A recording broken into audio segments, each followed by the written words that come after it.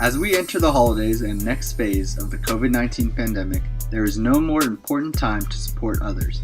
With that in mind, our Solano Stallions team hopes to bring the community together and contribute towards supporting those in need. We ask those who are capable to join us in this mission to support and give back in our goal to raise money and create a bigger impact for the people served by the food bank of Contra Costa and Solano. Make a donation to our team by visiting any of the Solano Stallions social media channels and clicking the link in the bio. All amounts are greatly appreciated because every $1 provides 2 meals. Happy holidays!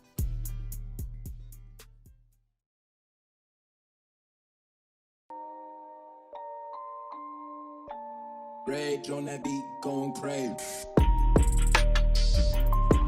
Hello, everybody, and welcome back to Down the Stretch, the Solano Stallions podcast. Carter Scott here with Justin Brown, bright and early on a Sunday morning because the NBA free agency period has started and it is complete madness. Justin, how are you doing? I'm good. How you doing, bro? Just trying to keep up. So NBA free agency period has opened, and ever since it opened, it has been absolute nonstop. Players switching teams all over the place on top of the draft happening. So we got a lot of movement going on in the NBA, a lot of big news to get to. So we'll get right into it. Let's start with news that kind of broke towards the beginning of all this before free agency actually officially opened, where James Harden, it was reported that he wants out of Houston and is reporting to look towards the Nets and Brooklyn and link up with KD and Kyrie. That's kind of major, obviously, for Houston. Where do you see them going from here? I honestly don't see anything happening. I believe it was their owner came out and said he has no problem starting the season with the uncomfortable feel in the locker room. So he can care less. And yeah, he said either KD or Kyrie, and that's not happening. Mm-hmm. So James Harden and Westbrook are stuck there. Westbrook, my favorite player. So, hopefully he can get out of there at some point because that's just an ugly situation, it seems like. But yeah, I don't see James Harden going anywhere right now. They refuse to move him.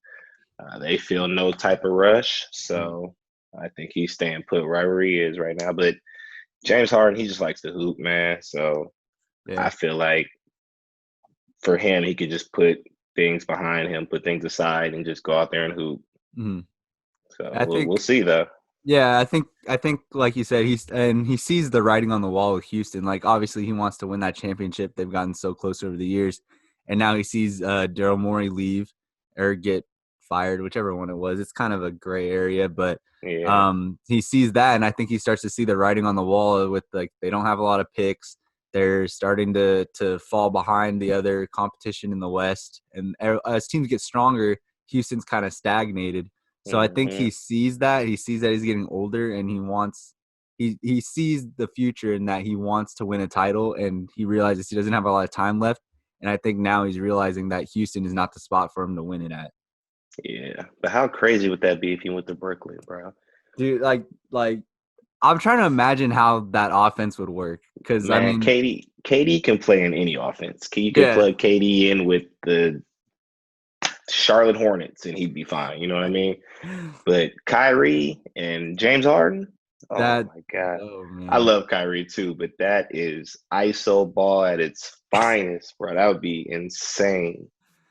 I mean, yeah, and just hypothetically, KD Warriors versus James Harden Nets, who do you think would be winning that matchup? KD Warriors, man. Yeah. And nobody could shoot like them. And that was unfair. They have that passing element with them too. I mean, they move the ball so well, and so we'll get to the Warriors later on. But yeah, that'd be fun. But yeah, I mean, if anything, James Harden to Brooklyn would be fun for the memes at the very least. Like, we'd get a lot of funny stuff. I'm sure at some point during the season there'd be a time where Kyrie is not getting the ball enough or Harden's not getting the ball enough, and you hear some in the locker room. I mean, it'd be fun for that. But obviously, I think that team would, like, run through the East, no problem. Oh, yeah. Moving on now. Trying to keep up with Woj's Twitter timeline has been insane. So we have Gordon Hayward, out of nowhere, almost going to the Hornets. I mean, I don't know how this dude keeps getting paid so much. He's turned one Western Conference All-Star appearance into $200+ million contracts. I mean, good for you, man. Get the bag, but what is Charlotte thinking here? Yeah, what they give him, like 4 years, 120 mil, something like that, Something something crazy like insane. that. He kind of reminds me of a Chandler Parsons. Remember how Chandler Parsons was kind of just collecting the bag, man, and I think it was in Memphis. Yeah. Didn't even play for a couple years, but was still getting paid. So, yeah, I mean, I guess Charlotte sees something that we don't. I guess Jordan's trying to give LaMelo somebody to run with. So we'll see how it goes, man. Like you said, he's only had that one All-Star appearance. Last year definitely didn't go as planned for them. But yeah, man, that contract was a little ridiculous. Yeah, because that's like a contract you give to like someone you expect to be your franchise player, right? Yeah, like he's gonna be your leader. He's gonna lead you through the playoffs. It's like, is Gordon Hayward really that guy? I don't think he is. Man. He's about to be collecting a bag for the next 3-4 years. So good for him, man. I ain't mad at him. Yeah. I ain't mad at him. If someone wants to give you that money, shoot, I'd take it in a second. Right? Like, damn. You gotta ask me twice. Well, good for Gordon Hayward. We'll see how Jordan manages the Hornets. He's got LaMelo. He's got Hayward. Is that the start of his future building? I don't know. I don't know. I like Devontae Graham though. He had a really good season with them last year, so hopefully he progresses. Yeah, maybe they'll get something going there. Yeah, all right. So speaking of Gordon Hayward, there was strong rumors that he wanted to go to Indy, and then it came out that after he signed with the Hornets, that the Celtics attempted a sign and trade with Indy, and the deal revolved around Miles Turner going to the Celtics. How big of a deal is it that Danny Ainge couldn't get this deal done, and now they're out of Gordon Hayward and now also missing Miles Turner? Good old Danny Ainge. I've never really been too big of a fan, but I mean, apparently the Pacers offered him, I think it was Miles Turner and Doug McDermott, I think it was. And this man wanted Miles Turner and Victor Oladipo. He wanted like one of their big names. Yeah. The fact that Oladipo was even brought up is astounding to me. Yeah, that was insane. Yeah, for, like you said, for Gordon Hayward. Yeah. I mean, Doug McDermott and Miles Turner was enough.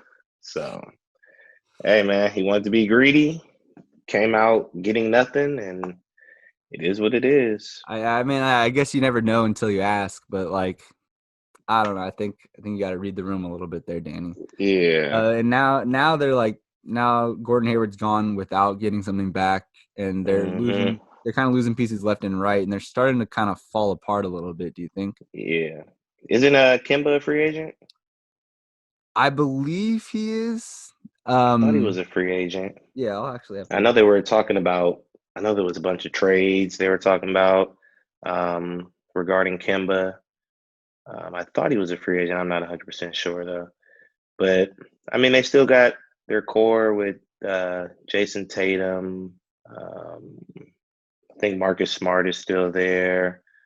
I know they were trying to trade Marcus Smart to the Warriors, I believe it was, for the number 2 pick. But that never went through. But yeah, I've never been a real big fan of Danny Ainge. He's always been kind of greedy with these trades. And as a Laker fan, hey, I like seeing them not get Gordon Hayward or Miles Turner. It's fine with me. Yeah, Kemba's got until the 2022-23 season. Okay. He's got a player option that year. Okay. But the time is running out for the Celtics, that kind of thing. Yeah, man. Especially with I mean, the East is getting a little stronger, but obviously nothing compared to the West. But so the Celtics Yeah, do have that chance to make a playoff run. But we'll see. they have definitely in an offseason where a lot of teams have improved in a lot of areas, and like the strong teams got stronger. You have kind of missed out on the Celtics getting stronger.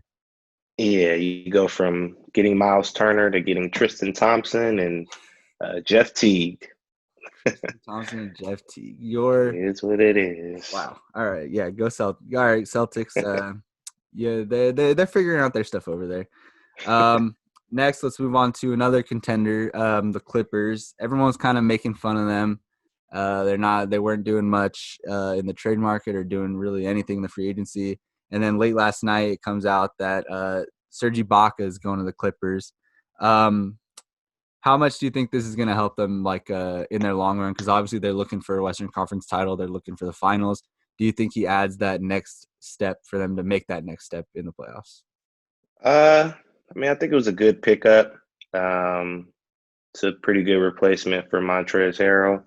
Came over to the Lake Show. That was one where everyone was like just scrambling, trying to figure out what was going on. How the Clippers let him get away to the Lakers on top of it is just insane to me. 6 man. Yeah, but we'll see. I mean, they re-signed the Morris twin. But yeah, I mean, with them, we've heard reports. It's just no leadership in the locker room. Everybody was kind of mad and hating on the whole Kawhi thing and how they dealt with that, which is understandable.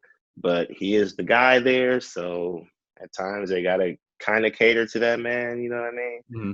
So we'll see. I mean, it's a good pickup. Ibaka's won a championship, so he's got that championship pedigree. You know, hopefully he can bring something to the Clippers. Him and Kawhi back together again.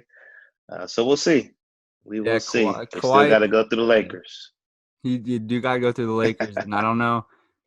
I just don't know if they have it in them to beat the Lakers in a 7-game series if they got to go through them this year. But we'll see. Now to Kawhi's former team, the Toronto Raptors. Fred VanVleet, he said all along he wanted to get paid, and boy, did he get paid. Are you surprised Toronto paid him and paid him that much? No, I'm not. I mean, they lost out on Ibaka. Kawhi's been gone for a year now. So no, I mean, I'm not surprised that they signed him that big contract. He deserves it. He made a name for himself in Toronto. Played very well in the finals against the Warriors. So he deserved it. And I remember he tweeted something about got to bet on yourself. And that's what he did. And he secured that bag. I'm happy for him. I think he definitely deserved it. Yeah, I think he makes a great addition in Toronto, obviously. And I think after they lost Kawhi, everyone kind of thought they were going to fall off a cliff, and then they didn't. They played really well, and he's kind of part of the reason for that. So I think he's more than earned his. I think he's more than earned what I think it was like $80 million total. Yeah, 85, something like that. Yeah, so I think he's earned it. Good for him. From one end of the competitive spectrum to the other, we have the Oklahoma City Thunder. Let me just read off the amount of craziness these guys have done just over the past year or so. Sam Presti is an absolute madman, and he is collecting draft picks like Thanos was collecting those damn Infinity Stones. It is unbelievable. So here we go. Let's read off the Oklahoma City Thunder's draft stock coming up. So in 2021, they have 2 first-round picks. One's their own, and one is from Miami and or Houston. A lot of moving parts there. 2022, they've got 2 first-round picks, one from the Clips, one from Phoenix, a second-round pick, which is their own. 2023, they have 1, 2, 3 first-round picks. One's their own, one's from the Clippers, one's from Miami. They got a second-round pick, which is their own. In 2024, they've got 3 first-round picks. One's their own, one's from Houston, and then one's from the Clippers. 2 second-round picks that year also. One's their own, one's from Minnesota. 2025, they've got 2 first-round picks. One's their own, one's from Houston or the Clippers.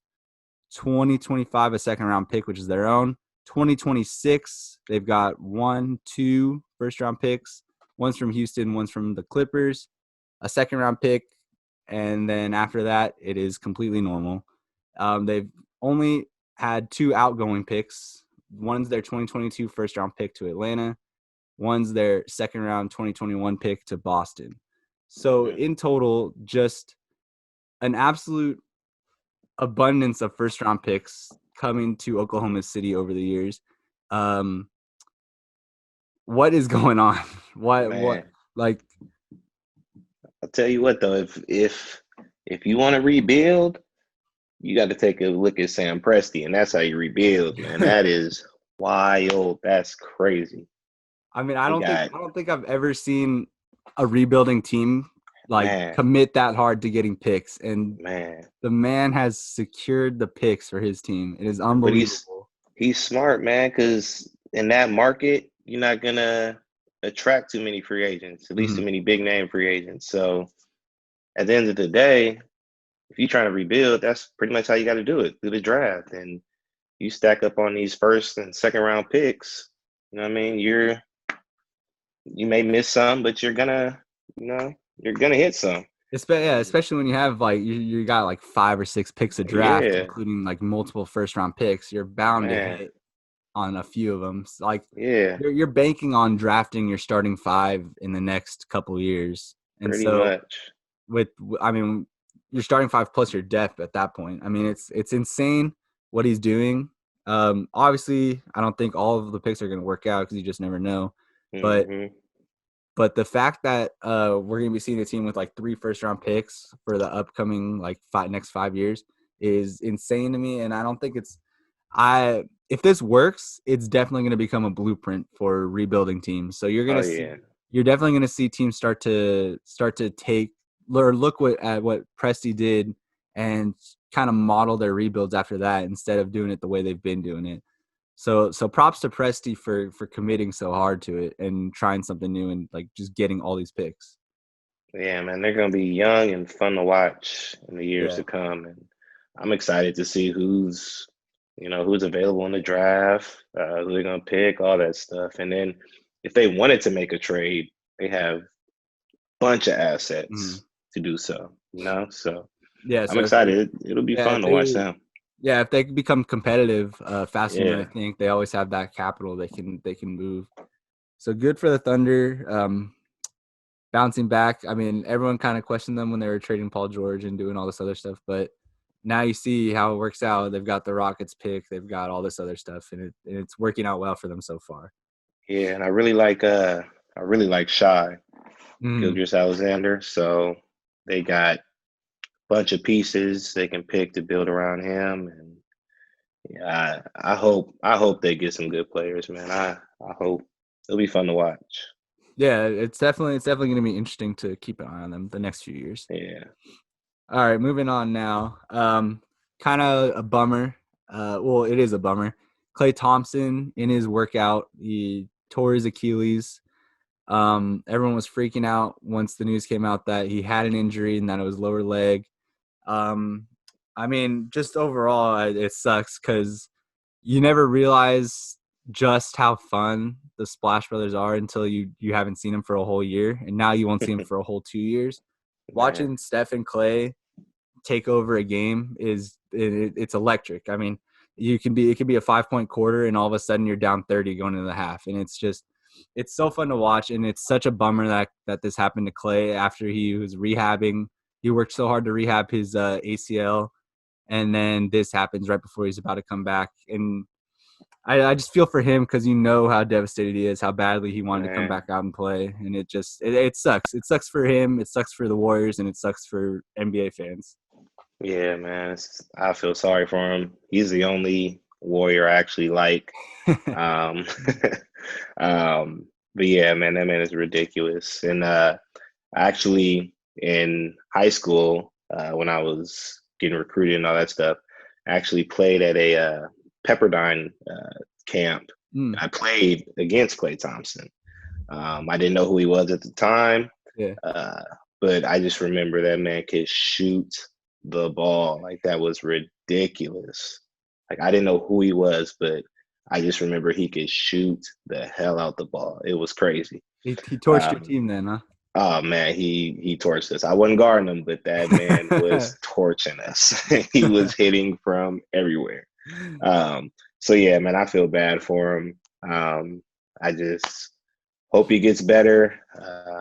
Hope he recovers quickly. And I just can't wait to see him back out there. But it was crazy though. I was looking at the Warriors lineup for this next season.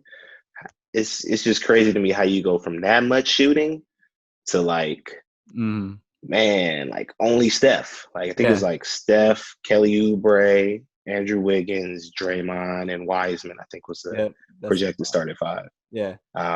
So yeah, it's just crazy to me how you go from Steph, Klay, KD, like nobody's touching that team shooting wise, to just Steph. You know what I mean? Kelly Oubre can shoot it a little bit. Draymond is Draymond.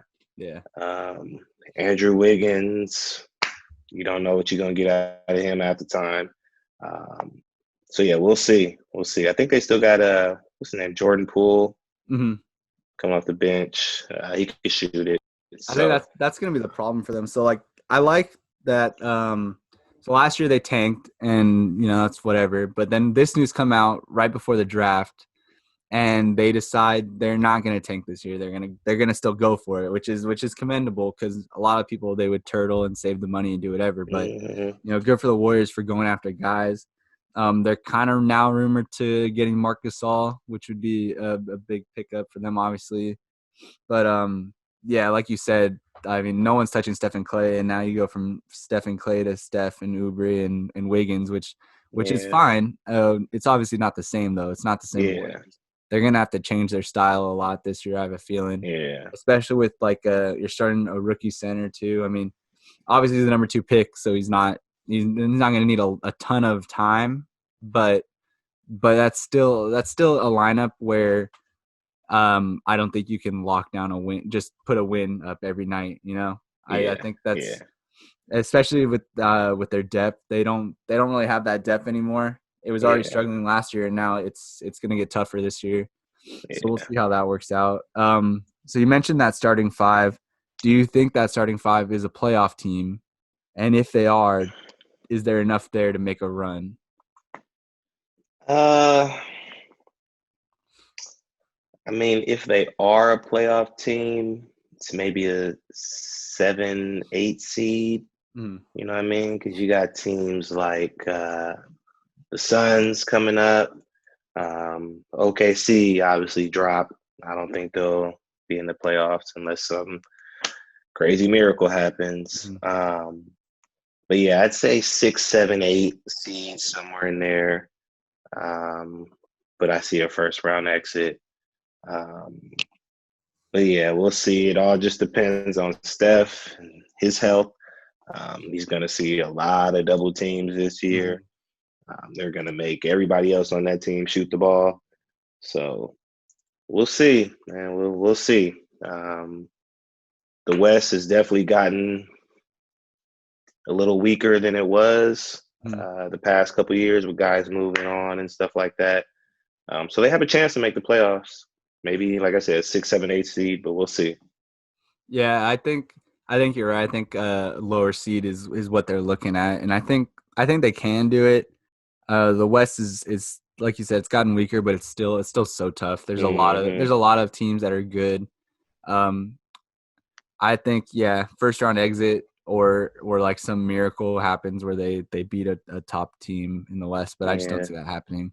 So I can see them making a playoff run and getting into the playoffs. But yeah, like you said, first round exit is probably the likely scenario here. Yeah, and then even if they get like a 9-10 seed, I know they were talking about expanding the playing game.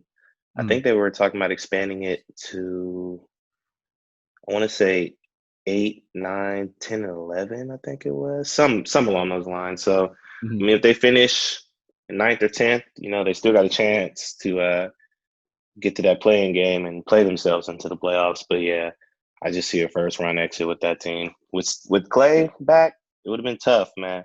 Yeah. That'd have been tough, and it'd have been fun to watch. But just sucks that he got hurt again. He's out. Yeah, we'll see. And that's also like two major injuries for Klay, and Yeah, now you man. gotta wonder, like, when he comes back, just how efficient is he gonna be? I know obviously like movement wasn't like a huge part of his game. He was a huge catch and shoot guy, but even still, an ACL and an Achilles, and then 2 straight Yeah, years of no competitive basketball. That's tough to come back from. and he was the Warriors' defensive guy. Hmm. You'd put him on the best guard, you know what I mean? And he'd sit down and lock him up. And it'll be interesting to see how he comes back from that. Like you said, ACL, now Achilles. Can you guard the number one guy? Can you move laterally like you've been moving? You know what I mean? It'll be tough. But offensively, I think he'll be fine. Just catch and shoot guy. Coming off the screens might be tough. I don't know. We still got to see. But I hope he comes back, and I hope he comes back even better than he was before. Man. Yeah, I like Klay a lot. He's definitely a kind of guy that's got that fire in him. So I think I'm hoping so much that he comes back next season and opening night he drops like 40 and he lights up the building. That would just make me so happy, because that guy like I think it was Bob Myers that said there's 2 guys that everyone in the league likes, and it's Klay and it's D Rose. So I think everyone's hoping for him to come back stronger, and I think he has it in him. So good luck to Klay on coming back. All right. Finally, let's go back a few days before free agency, before the draft, and the first major sort of breaking stuff was the Bucks making moves, trying to bolster up for Giannis's possible final season. And then everyone getting excited. They landed a sign-in trade with Bogdanovic from Sacramento. And then all of a sudden it's gone. You wake up the next morning and all of a sudden it's reported that no, Bogdanovic never agreed to go to the Bucks. He never agreed to sign with the Bucks. He never agreed to this. Then the deal falls through, and now there's possible tampering violations being investigated. I mean, how can the Bucks possibly come back from this, I should say, or how can they possibly rebuild from this? Because it looked like they were building a super team to go out and win the East and win the finals, and then just like that, it's gone. Yeah, that's wild. And they gave up, I think, a couple first-round picks for Drew Holiday, I think it was. Mm-hmm. Mm-hmm. So, yeah, man, that's tough because now, like you said, Bogdanovic isn't coming there. If they don't make it to the finals, win the finals this year, next year you have no draft picks. You know what I mean? So what is Giannis looking at now? And next year you got to re-sign Giannis. So and they just lost Wesley Matthews. So yeah, it'll be interesting to see what happens with them. That's another place that's not really a big market for free agents to want to come to. So yeah, we'll see. That's tough. So so obviously the Bucks are thinking it's like a championship or bust kind of year. Do you think it's championship or walk for Giannis? Like, if they don't win the title, is he gone? I think so. But what I'm more interested to see is if the Bucks aren't necessarily this big finals contender come trade deadline, what do the Bucks do? You know what I mean? Do they play it out with Giannis and at the end of the season get nothing back? Or do they trade him come the trade deadline and get a bunch of assets back for him? That'll be tough, man. Can you? Oh, I can't even imagine trading Giannis at the trade deadline. It'll be tough. It could happen. I mean, if nothing's working, I think you could have one of those big money teams like I don't even know who, one of the LA teams, one of the big market teams, maybe Brooklyn, if they have the assets, if they don't get Harden, making that move and just saying, screw it, let's get Giannis for half a season, win a title, and hopefully he wants to re-sign here. Maybe like the Clippers or something. They can throw a Paul George in there. Mm-hmm. I don't really know which other assets they have to trade, but yeah, man, I if I'm the GM for the Bucks, and we don't really look like a serious title contender come the trade deadline, I gotta trade Giannis. I can't risk having to play out the rest of the season and then trying to get him to resign and he doesn't resign. Mm-hmm. And then I'm just asked out. You know what I mean? Yeah. So yeah, we'll see. That'll be tough, man. Yeah, I think it would take like just a total disaster of a season for them to move on from Giannis like that. I think you'd have to be looking at like bottom of the barrel, and then you got like you got to be looking at a last place performance and no improvement in sight before you start unloading like your money and getting draft picks back, especially with Giannis. So that's going to be an interesting situation to watch throughout the season. Do you think the Bucks have a season like that in them where they could just crash and burn, or is their lineup strong enough where they can stay competitive and get into the playoffs and make a run? Their lineup is strong enough where they can be competitive. But you got to think about it. They got the Heat to deal with. The Sixers got better. Mm-hmm. Who else? The Nets now are going to be the talk of the East. So yeah, they got some teams to go through. The East isn't what it used to be. It's gotten a lot better, gotten a lot more talent. So we shall see. That'll be interesting to watch. So yeah, I can see them making the playoffs and then like maybe another like second round exit or something like that. Yeah, I could totally see it happening. I could see that. Because I mean, after last season, you need to get better. It's proven, and they didn't get better. Honestly, Yeah. I don't think they did. And so that Giannis situation is going to be one to watch for sure. Yeah, definitely. All right. So we've covered the major moves. Do you have a favorite move? Favorite free agency move? Favorite trade? Maybe something that you really liked, whether it be for your Lakers or just in general? I guess I'm very interested to see how the Phoenix Suns turn out with Chris Paul. Yeah, that's a move that's already a forgotten move. Yeah. Yeah, that'll be interesting to watch just because you saw what CP did in OKC last year. And if he can do anything like that in Phoenix with him and Devin Booker, that'll be tough. That'll be fun to watch. I was just gonna say that's gonna be a fun duo to kind of look out for and see them make some noise over the season. Yeah, that'll be fun to watch.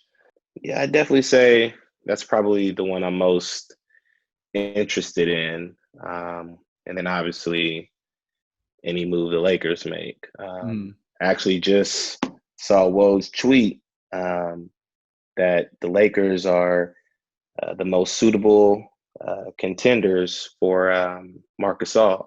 Yeah, there it is. So we'll see about that. And I know we were talking about a sign-in trade with the Kings for, I think it was for Bogdanovic, I think it was. So yeah, hopefully, we can make that happen because Kuz is all messed up right now. He deleted his Twitter, all type of stuff. Damn. Yeah, he's all messed up because he's hearing all these trade rumors about himself. So we'll see how that goes.